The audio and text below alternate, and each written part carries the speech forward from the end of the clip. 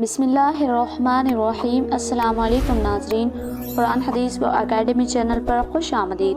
ناظرین، آج ہم لوگوں کا ٹاپک ہے نبی صلی اللہ علیہ وسلم پر وحی کا نزول۔ آپ صلی اللہ علیہ وسلم پر وحی کیسے نازل ہوتی تھی، آپ صلی اللہ علیہ وسلم کو کس طرح کے خواب آتے تھے، آپ کہاں تشریف فرماتے تبھی آپ پر وحی آتی، اور آپ گھر میں رہتے تو آپ پر وحی نازل ہوتے وقت کیسی آپ کی کیفیت ہوتی، دل کی کیفیت، جسمانی کیفیت کیسی ہوتی، تمام تفصیلات اس ویڈیو میں بتائی گئی ہے۔ ویڈیو کو لاسٹ تک دیکھیں دوستو، بہت مزیدار ویڈیو ہے، مطلب سننے میں بہت اچھا لگے گا۔ چلے چلتے ہیں موضوع کی طرف۔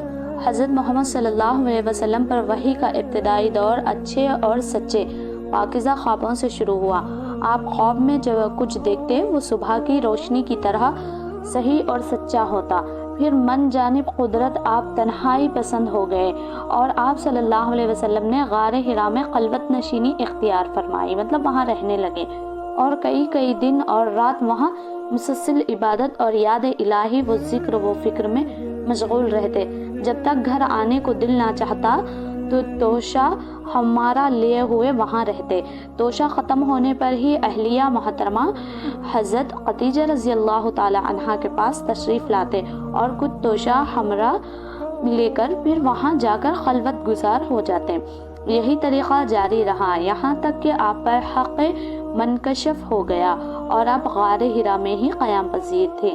اچانک حضرت جبرائیل علیہ السلام آپ کے پاس حاضر ہوئے اور کہنے لگے، اے محمد پڑھو۔ آپ فرماتے ہیں کہ میں نے کہا میں پڑھنا نہیں جانتا۔ دیکھیں دوستو، جبرائیل علیہ السلام محمد صلی اللہ علیہ وسلم کو بول رہے ہیں پڑھو، تو نبی صلی اللہ علیہ وسلم کہہ رہے ہیں میں پڑھنا نہیں جانتا۔ آپ صلی اللہ علیہ وسلم فرماتے ہیں کہ فرشتے نے مجھے پکڑ کر اتنے زور سے بھینچا کہ میری طاقت جواب دے گئی، پھر مجھے چھوڑ کر کہا کہ پڑھو۔ میں نے پھر وہی جواب دیا کہ میں پڑھا ہوا نہیں ہوں۔ اس فرشتے نے مجھ کو نہایت ہی زور سے بھینچا کہ مجھ کو سخت تکلیف محسوس ہوئی، پھر اس نے کہا کہ پڑھ۔ میں نے کہا کہ میں پڑھا ہوا نہیں ہوں۔ فرشتے نے تیسری بار مجھ کو پکڑا اور تیسری مرتبہ مجھ کو بھینچا، پھر مجھے چھوڑ دیا اور کہنے لگا کہ پڑھو اپنے رب کے نام کی مدد سے جس نے پیدا کیا، انسان کو خون کی پھٹکی سے بنایا، پڑھو آپ کا رب بہت ہی مہربانیاں کرنے والا ہے۔ دیکھو دوستو، سب میں پہلی آیت نبی صلی اللہ علیہ وسلم کو جبرائیل علیہ السلام پڑھائے تھے، اقرأ بسم ربک الذی خلق، یہی آیت پڑھائے تھے، پڑھو۔ بس یہی آیتیں آپ جبرائیل علیہ السلام سے سن کر اس حال میں غار حرا سے واپس ہوئے کہ آپ کا دل اس انوکھے واقعے سے کانپ رہا تھا۔ مطلب نبی صلی اللہ علیہ وسلم سوچ رہے تھے کہ ایسا کیا ہو گیا میرے ساتھ۔ آپ حضرت خدیجہ کے یہاں تشریف لائے اور فرمایا کہ مجھے کمبل اڑا دو، مجھے کمبل اڑا دو۔ لوگوں نے آپ کو کمبل اڑا دیا۔ جب آپ کا ڈر جاتا رہا تو آپ نے اپنی زوجہ محترمہ حضرت خدیجہ رضی اللہ تعالی عنہا کو تفصیل کے ساتھ یہ واقعہ سنایا اور فرمانے لگے کہ مجھ کو اب اپنی جان کا خوف ہو گیا ہے۔ آپ کی اہلیہ محترمہ حضرت خدیجہ رضی اللہ تعالی عنہا نے آپ کی داراز بندھائی کی اور کہا کہ آپ کا خیال صحیح نہیں ہے، خدا کی قسم آپ کو اللہ کبھی رسوا نہیں کرے گا، آپ تو اخلاق فضائلہ کے مالک ہیں، آپ تو کنبہ پروار ہیں، بے کسوں کا بوجھ اپنے سر پر رکھ لیتے ہیں، مفلسوں کے لیے آپ کماتے ہیں، مہمان نوازی میں آپ بے مثال ہیں اور مشکل وقت میں آپ امرائے حق کا ساتھ دیتے ہیں۔ ایسے اوصاف حسنہ والانسان یوں بے وقت ذلت و خواری کی موت نہیں پا سکتا۔ مطلب نبی صلی اللہ علیہ وسلم کو حضرت خدیجہ رضی اللہ تعالیٰ عنہا دلاسا دے رہی تھی اور بتا رہی تھی کہ آپ ایک بہت اچھے انسان ہیں تو اللہ تعالیٰ آپ کے ساتھ ایسا نہیں کرے گا۔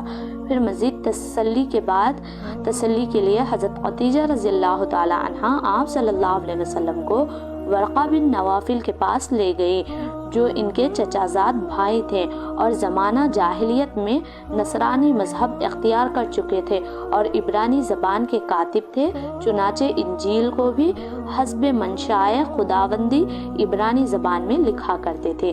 انجیل سریانی زبان میں نازل ہوئی، پھر اس کا ترجمہ عبرانی زبان میں ہوا۔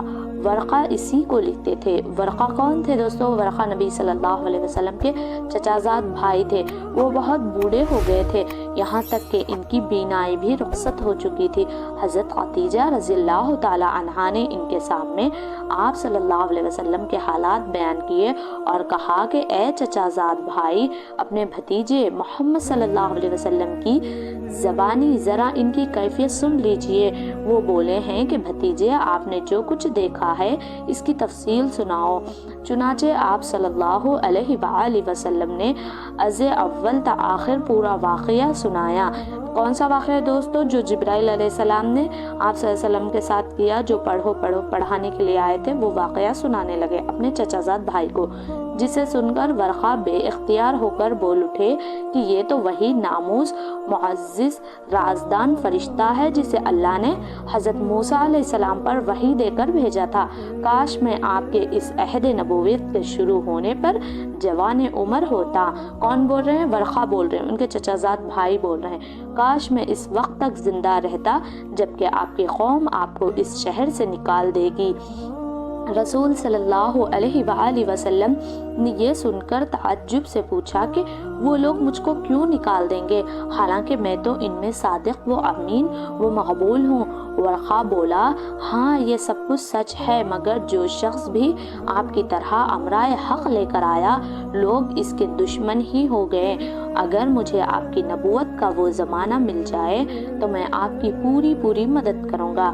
مگر ورقہ کچھ دنوں بعد انتقال کر گئے، کیونکہ دوستوں وہ بہت بوڑھے ہو گئے تھے، وہ اپنی عمر کو پہنچ گئے تھے۔